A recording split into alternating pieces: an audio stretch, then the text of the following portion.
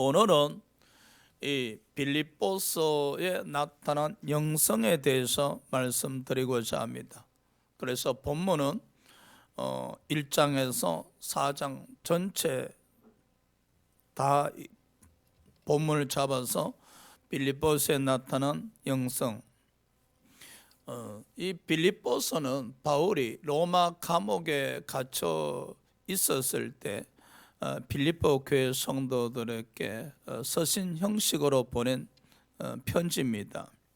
그 편지 속에서 우리가 바울의 영성을 볼 수가 있습니다. 첫 번째 바울의 영성은 바로 전도하는 영성입니다. 자, 빌립보서 1장 12절을 보시겠습니다. 우리 다 같이 읽읍시다. 시작. 형제들아, 내가 당한 일이 도리어 복음 전파의 진전이 된 줄을 너희가 알길 원하노라. 자, 여기 보시면은 내가 당한 일이, 지금 바울이 로마 감옥에 갇혀 있죠. 근데 로마 감옥에 갇힌 일이 복음 전파의 기회가 되었다는 것입니다. 대단하지요.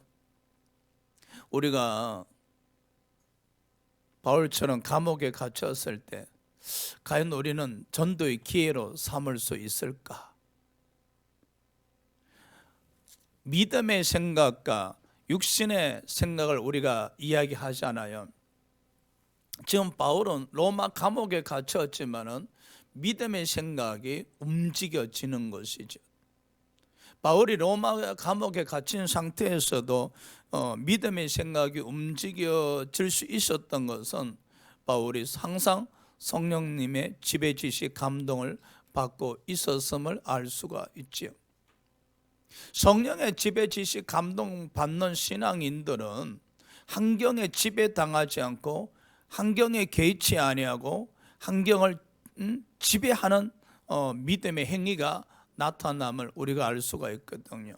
그래서 바울은 지금 감옥에 갇혔지만은 감옥에서도 많은 사람을 만날 수가 있었지 않습니까? 그래서 그 만난 사람들에게 복음을 전할 수 있는 기회가 되었다고 이야기를 하고 있습니다. 대단합니다. 지금 코로나19로 인해서 얼마나 많은 사람들이 지금 어려움을 겪고 있습니까? 경제가 돌아가지 않는다고들 이야기합니다. 장사가 되지 않는다고들 이야기합니다. 정말 어렵다고들 하는데 이런 상황에도 믿음의 생각이 움직여져서 어떤 일을 함에 있어서 기회가 되었으면 좋겠습니다. 남들은 다 어려워 손 놓고 기다리고 있다 할지라도 우리는 성령의 지배지시 감동하심 속에 믿음의 생각이 움직여져서 어떤 일을 시작할 수 있는 기회가 되었으면 좋겠습니다. 할렐루야. 뿐만 아니라 우리도 사도 바울처럼 복음의 전파의 기회가 되었으면 좋겠습니다. 아이고 목사님, 사람들 만날 수도 없는데 무슨 복음 전파의 기회로 삼을 수 있겠습니까? 그렇죠. 육신의 생각으로 생각하면은 그 참 불가능하죠. 그렇지만 우리가 성령의 지배지시 감동받고 믿음의 생각이 움직인다면은 내 안에 계신 성령께서 우리를 인도해 가시기 때문에 좋은 일이 일어날 줄 믿습니다. 할렐루야. 어려울수록 성공하는 사람들에게는 기회로 삼으심을 기억하시기 바랍니다. 자, 그래서 디모데후서 4장 2절을 보시게 되면은 사도 바울이 그랬죠. 너는 말씀을 전파라. 때를 얻든지 못 얻든지 항상 힘써라. 그럼요. 이 바울의 영성 중에 하나가 바로 이 전도하는 영성이지요. 이 사도 바울은 때를 얻든지 못 얻든지 항상 복음 전파에 힘썼다는 사실이죠. 사도 바울은 항상 24시간 복음 전파에 매진을 했다는 거예요. 그래서 사도 바울의 생각을 가만히 들여다보면은 오직 예수밖에 없는 기라. 오직 예수밖에 없으니까 때를 어떤지 못 어떤지 항상 복음 전파에 힘썼음을 우리가 알 수가 있습니다. 코로나19로 인해서 신앙생활이 많이 제한당하고 이축당하고 있습니다. 그럼에도 불구하고 저와 여러분은 때를 어떤지 모두 어떤지 항상 복음 전파에 힘쓰는 저와 여러분이 되셔야 될 줄 믿습니다. 할렐루야. 자, 두 번째 빌립보에 나타난 영성은 예수의 마음을 품은 영성입니다. 예수의 마음을 품은 영성인데, 자, 빌립보서 2장 8절을 우리 다 같이 읽읍시다. 시작. 사람의 모양으로 나타나사 자기를 낮추시고 죽기까지 복종하셨으니 그 십자가에 죽으심이라. 사도 바울은 이와 같은 예수님의 마음을 품었어요. 예수님 마음이 어떤 마음입니까?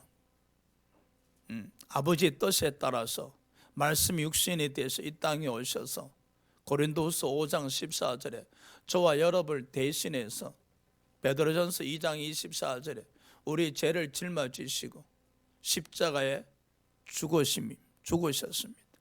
왜 십자가에 죽으셨습니까? 바로 구원의 길을 열어놓으시기 위함이죠.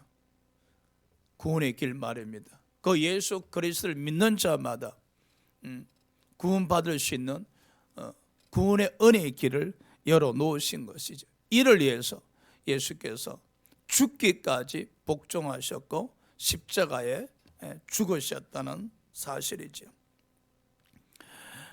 예수님의 마음을 품었다는 것이죠. 예수님의 마음. 한번 우리 생각해 봅시다. 우리가 누구를 위해서 대신 죽을 수가 있겠습니까? 아마 있을 겁니다. 여러분의 사랑하는 자녀나 사랑하는 가족을 위해서는 아마 여러분이 대신 죽을 수는 있을 겁니다. 그렇죠? 그렇지만은 여러분하고 전혀 상관없는 사람들을 위해서 과연 죽을 수가 있겠어요? 그렇죠. 힘들 겁니다. 사도 바울은 이 예수 그리스도의 마음을 품다가 보니까 복음을 위해서 항상 예수님처럼 죽기까지 복종하고 그 복음을 위해서 죽을 각오를 가지고 있었어요. 그래서 요한도 그렇게 이야기하죠. 우리가 사망에서 생명으로 옮겨졌으니 우리 또한 남을 위해서 죽는 것은 지극히 당연하지 않는가? 요한일서 3장 16절 한번 봅시다. 읽읍시다. 시작. 그가 우리를 위하여 목숨을 버리셨으니 우리가 이로써 사랑을 알고 우리도 형제들을 위하여 목숨을 버리는 것이 마땅하니라. 할렐루야. 바로 예수의 마음을 품은 마음이죠. 예수의 마음을 품은 영성입니다, 여러분. 예수의 마음을 품은 성도들은 이 은혜를 알죠. 예수께서 우리를 위하여 목숨을 버리셨으니 우리가 이로써 사랑을 알고 우리도 형제를 위하여 목숨을 버리는 것이 마땅하지 않겠는가? 우리도 형제를 위해서 목숨을 버릴 정도로 땀 흘려 기도하고 피를 토하는 심정으로 기도하고 그들의 영혼을 사랑해야 될 줄 믿습니다. 할렐루야. 사도 바울은 실제적으로 이 형제들 사랑함에 있어서 복음 전파를 위해서 목숨을 버리고자 했었음을 사도행전 20장 24절에 알 수가 있죠. 읽읍시다. 시작. 내가 달려갈 길과 주 예수께 받은 사명 곧 하나님의 은혜의 복음을 증언하는 일을 마치려 하면은 나의 생명조차 조금도 귀한 것으로 여기지 아니하노라. 아름답죠? 아름답지 않아요? 은혜의 복음을 증언한 일을 마치려 하면은 나의 생명조차 조금도 귀한 것으로 여기지 아니하노라. 사도 바울이 예수님의 마음을 품었기 때문에, 예수님 마음을 품었기 때문에, 그 예수님 사랑을 알고 있었기 때문에 그 사랑의 빛을 갖기 위해서 복음을 증언한 한 일에 있어서 자신의 생명조차도 조금도 귀한 것으로 여기지 아니하고 죽을 각오가 되어 있었다는 겁니다. 그래서 고린도후서 11장에 보면은 복음을 증언하는 일에 있어서 사도 바울은 이런 말로 표현할 수 없는 핍박과 고난을 당합니다. 그럼에도 불구하고 조금 더 뒤로 물러서지 않고 복음 전파에 자기 생명을 귀한 것으로 여기지 아니하고 결국은 로마 감옥에서 순교하게 되어지죠. 이 빌립보서를 자세히 읽어보면은 그 빌립보서 속에 사도 바울의 영성을 볼 수가 있는데, 첫 번째는 기도하는 영성이라고, 전도하는 영성이라고 제가 말씀드렸잖아요. 두 번째 영성은 바로 예수님의 마음을 품은 영성입니다. 이 코로나19를 만난 이 시점에서 저와 여러분이 다 예수님의 마음을 품은 영성을 가진 사람들이 되셔야 됩니다. 할렐루야. 그래야만이 지금 이런 시점에 복음을 위해서 자기 생명조차도 조금 더 귀한 것을 여기지 아니하고 뒤로 후퇴하지 아니하고 뒤로 물러서지 아니하고 오직 전진할 줄 믿습니다. 할렐루야.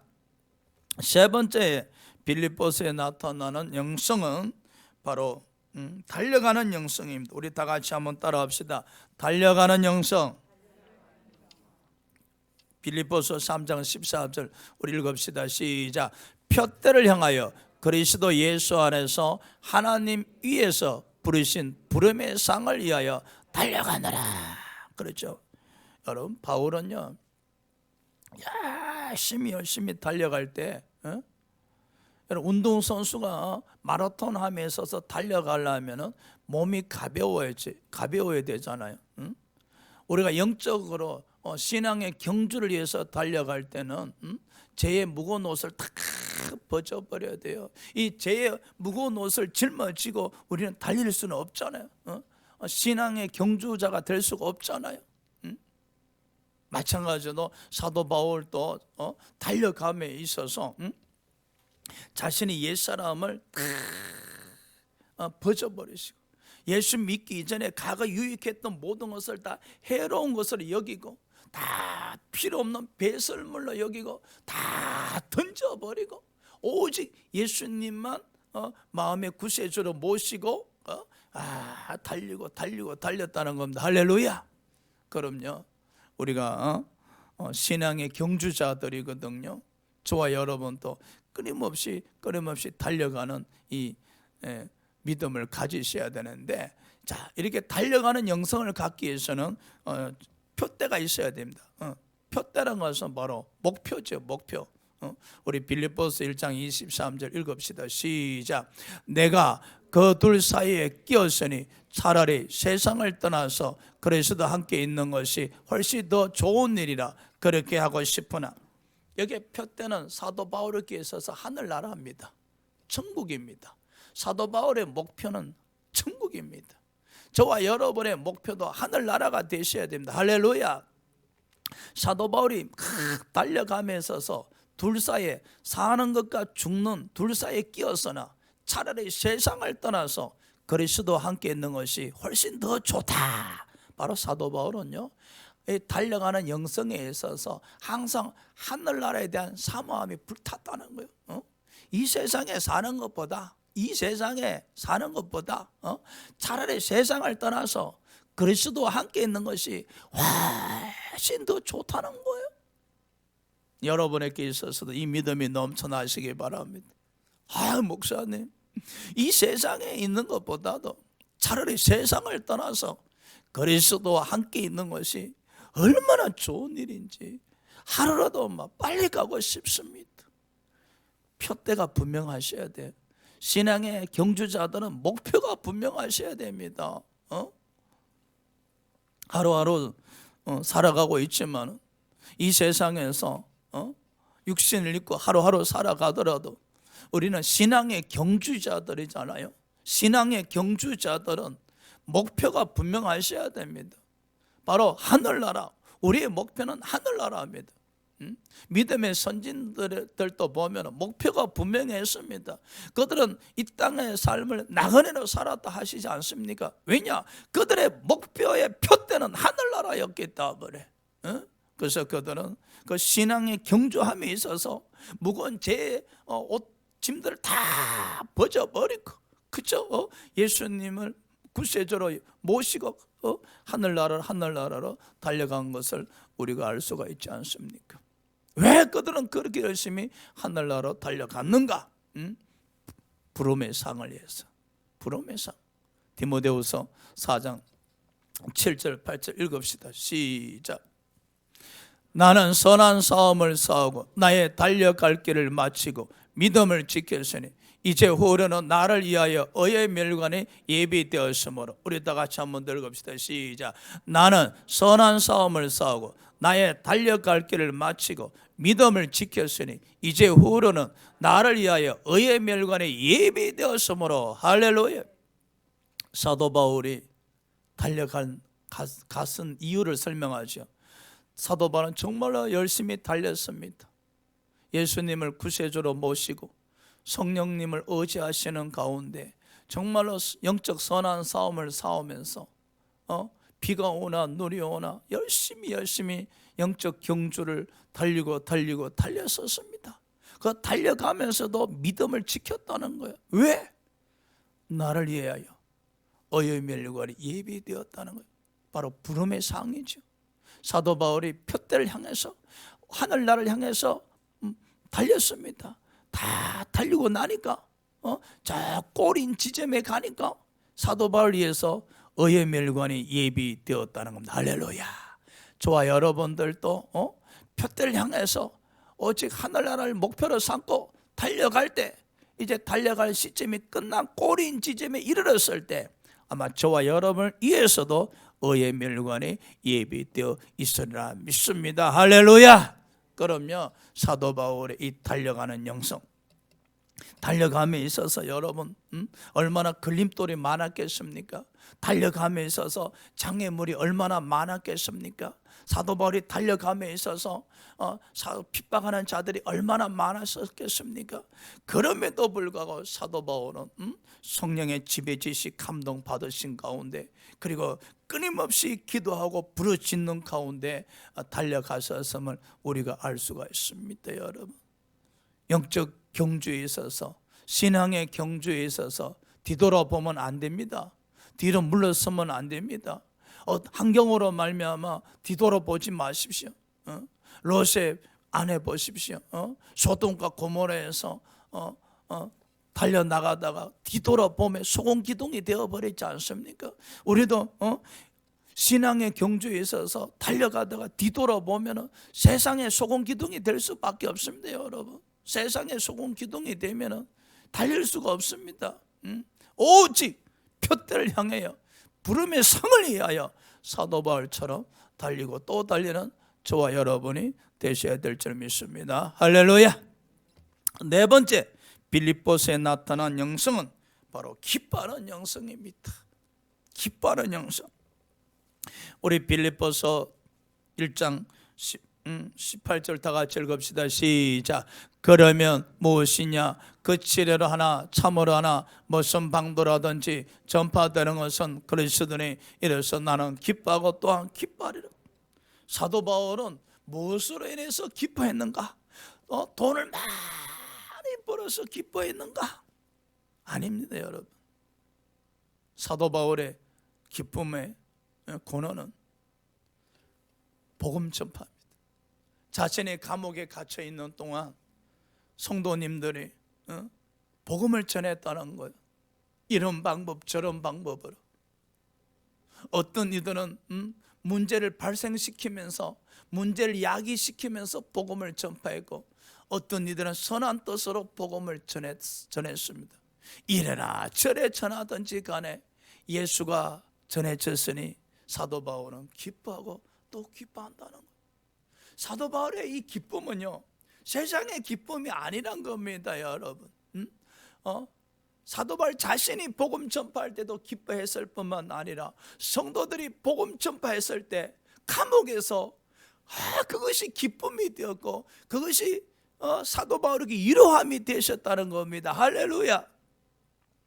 그럼요, 우리도 이 빌립보서에 나타나는 영성처럼 기뻐하는 영성을 가지셔야 되잖아. 물론 여러분이 일상생활 속에서 성공하면 기쁜 일이죠. 항상 잘된 일이 일어나면 기쁜 일이죠. 그렇지만 우리에게 있어서 영적 기쁨이 있어야 되는데, 한 영혼이 여러분에서 주님을 믿게 되어지면 그건 정말로 기뻐하고 기뻐해야 될 일들입니다. 사도 바울 보십시오. 지금 감옥에서 기뻐할 일이 뭐가 있겠습니까? 항상 감옥에 갇혀 있으면 마음이 낙심할 수밖에 없지 않습니까? 그런데도 사도 바울은 위로받고 있어요. 성도님들이 전도하고 있다는 그 소식을 들으니 사도 바울이 지금 위로받지 않습니까? 이것이 바로 성령님의 위로란 겁니다, 여러분. 자신의 감옥에 갇혀서 할 수 있는 게 전도밖에 없었어요. 그럼에도 불구하고 성도들이 전도하는 그 소식을 들었을 때 위로받잖아요. 성령의 위로함이죠. 그 위로하심 속에서 마음이 기쁘고 또한 기뻐하리라. 할렐루야. 저도 여러분이 열심히 전도하신다는 소식을 들으면 제 마음이 기뻐하고 또 기뻐하겠지요. 하물며 우리 주님께서 우리가 전도했을 때 얼마나 기뻐하고 기뻐하시겠습니까? 그래서 예수님은 말씀하셨잖아요. 나는 아버지가 기뻐하시는 일만 행한다. 할렐루야. 아버지가 기뻐하시는 일이 무엇이겠습니까? 바로 복음 전파였죠. 이 코로나19를 맞이해서 사람 만날 수 없다, 이런 육신의 생각보다는 믿음의 생각이 앞서서 어떤 상황 속에서든지 하나님을 기쁘게 해드리는 저와 여러분이 되셔야 될 줄 믿습니다. 할렐루야. 또 빌립보서 4장 4절 우리 다 같이 읽읍시다. 시작. 주 안에서 항상 기뻐라. 내가 다시 말하노니 기뻐라. 사도 바울은요, 항상 기뻐하라는데 조건이 있습니다. 주 안에서 항상 기뻐하라는 겁니다. 주님 안에서. 우리 구원받은 백성들은요, 주님 안에서 항상 기뻐하셔야 돼요. 주님 안에서. 그러려면 우리는 항상 주님 안에 머물러 있어야 됩니다. 어떻게 해야 주님 안에 머물러 있겠어요? 항상 성령님의 지배지식 감동을 받으셔야 됩니다. 성령님으로부터 끊임없는 힘을 공급받으셔야 됩니다. 기도하셔야 됩니다, 여러분. 말씀 되새김질 하셔야 됩니다. 찬양하셔야 됩니다. 그래야 하실 때 우리 믿음이, 우리 생각이 예수님 안에 머물러 있게 되었습니다. 구원받은 백성들이 일상생활 할 때 세상 사람들이 우리가 교회 다니는지 어떻게 알겠어요? 우리가 말을 하지 아니한다면. 그렇지만 우리 스스로는 알 수가 있지요. 이 바쁘고 바쁜 일상생활 속에서 우리 생각이 주님 안에 머물러 있는가, 세상 안에 머물러 있는가.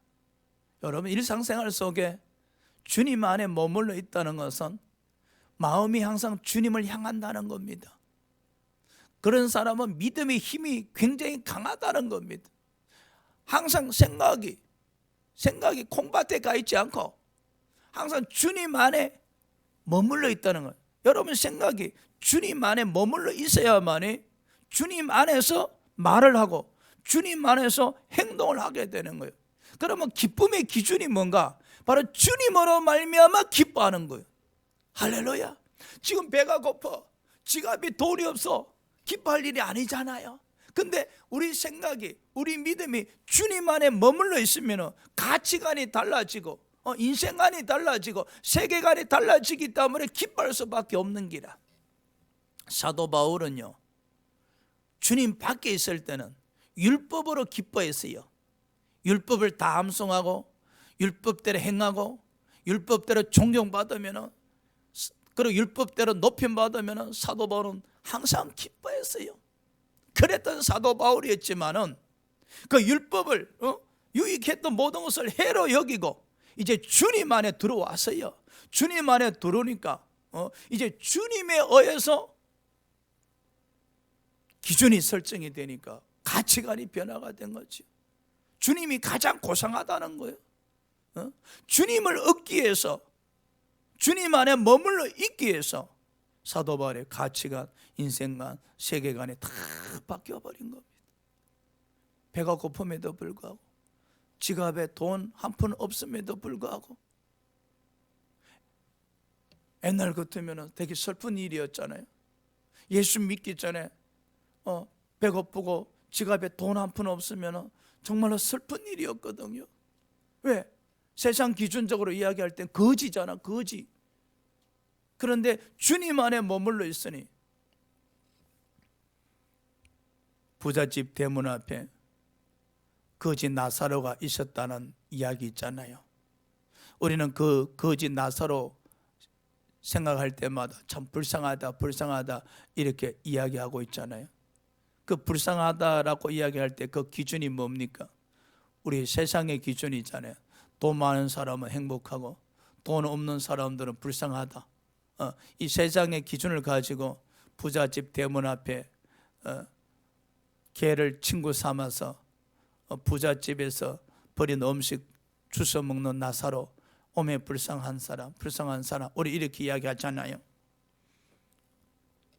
과연 나사로 그랬던 사람이 만일 우리가 그랬다면 또 그랬을 것이고, 우리 안에 예수가 주인님으로 모시게 되어지고 그 예수로 말미암아 우리가 변화가 일어난다면 기준이 바뀌는 겁니다. 가치관이 바뀝니다. 비록 나사로가 육신적으로 병들고 굶고 힘들어 보이지만 그는 행복한 사람일 거야. 그는 주님과 함께하는 사람이었기에 그는 행복한 사람일 거야. 행복했었을 거야. 할렐루야. 뭐가 바뀌어진 겁니까? 기준이 바뀌어진 것이죠. 가치관이 바뀌어진 것이죠. 인생관이 바뀌어진 것이죠. 나가서 세계관이 바뀌어지는 겁니다. 그래서 주님 안에서 항상 기뻐한다는 것은 굉장한 겁니다, 여러분. 뭘 가졌기 때문에 주님 안에서 기뻐하는 거 아닙니다. 내가 건강하기 때문에 주님 안에서 기뻐하는 것이 아닙니다. 내가 부유하고 성공했기 때문에 주님 안에서 항상 기뻐하는 거 아닙니다. 우리가 주님 안에 들어가게 되면요, 주님 안에 머물게 되어지면요, 육신의 생각에 의한 기준들, 가치관들, 세계관들, 인생관들 다 버려지는 거예요. 주님에 의해서 새로운 가치관이 만들어지고, 주님에서 새로운 인생관이 만들어지고, 주님에서 새로운 세계관이 만들어지기 때문에 그래서 기뻐할 수 있는 거예요. 그것이 바로 세상에서 얻을 수 없는, 오직 주님 안에서만 얻을 수 있는 기쁨이라고 하는 겁니다. 사랑하는 여러분, 이 코로나19를 맞이해서 사람들은 기뻐할 일이 없다고 합니다. 그렇죠? 육신적으로 보면 기뻐할 일이 뭐가 있겠습니까? 매일 문자 띵동 학진 몇 번 지금 오고 있지 않습니까? 그러할지라도 주님 안에서 항상 기뻐하라. 할렐루야. 내가 다시 말하노니 기뻐하라. 이 말씀이, 이 기뻐하는 영성이 여러분의 영성이 되시길 주의 이름으로 축원합니다. 말씀을 정리하겠습니다. 이 빌립보서에 나타난 영성은 첫째, 전도하는 영성입니다. 사도 바울은 생명을 걸고 전도에 올인했다는 것. 둘째, 예수의 마음을 품은 영성이었습니다. 예수의 마음을 품은 영성. 셋째, 달려가는 영성입니다. 지금 또 저와 여러분이 달려가고 있지 않습니까? 넷째, 기뻐하는 영성. 기뻐하는 영성. 우리 시간에 이 빌립보서에 나타난 영성을 생각하면서 우리에게도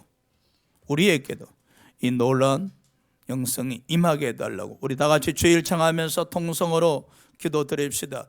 주여